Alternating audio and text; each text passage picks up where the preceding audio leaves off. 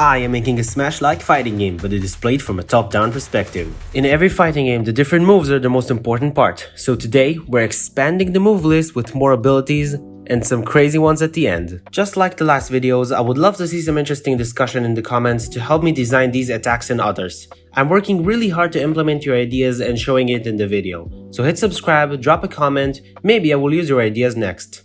Just to catch you up if you missed the last video, each ability is mapped to a button and has two versions, a base version and a powered version that for some attacks can be charged for more damage and knockback. This was a nice idea I got from a few comments on the last videos. Now each ability I made had a very specific purpose in mind, and the new Spear ability is made to be a fast attack to keep foes out of hit range. It is not a damage tool but helps maintain foes at range, and can go well with the projectile. The power version is mostly the same but obviously does a lot more damage and knockback, and running the numbers, hitting the tip creates the most powerful single hit in the game. It can also be charged like Moth's Shield Breaker from Smash Bros. My vision for this is to be used for punishes and maybe in precise combos for pro players. The dagger ability, like the air burst before it, rose from the need to counter a shielding player. My friend, the green player in all my footage, really likes using the shield to punish me, and I really want to have something to punish him. Maybe it's a bit petty that I create a move specifically to win, but whatever, it's not like it's really helping anyway. So this dagger move is the second fastest melee attack in the game,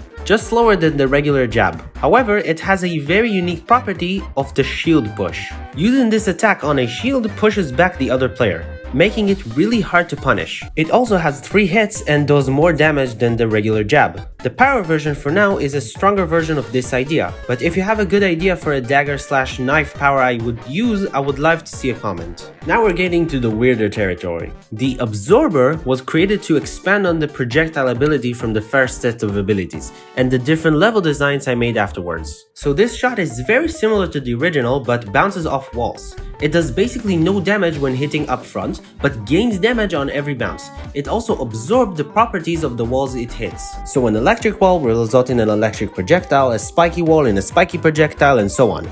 You can tell by the different colors. Now this was initially very powerful, so I tweaked it and this way separated it into the base and power versions.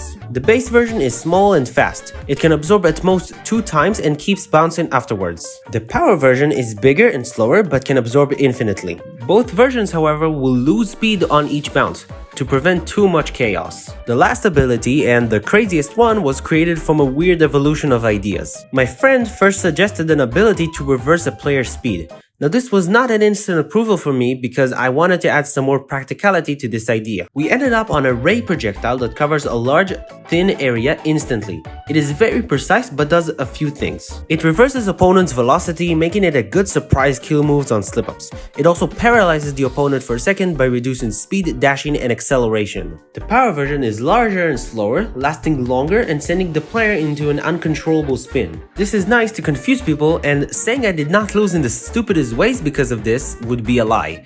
If you have any other ideas for the different rays and effects, be sure to write a comment. So this is it for the basic game loop and designs. The next step is to work on some graphic overhaul with different animations and textures, so be sure to follow me for that. I also worked recently on an online system in Godot, so a video on that will come soon.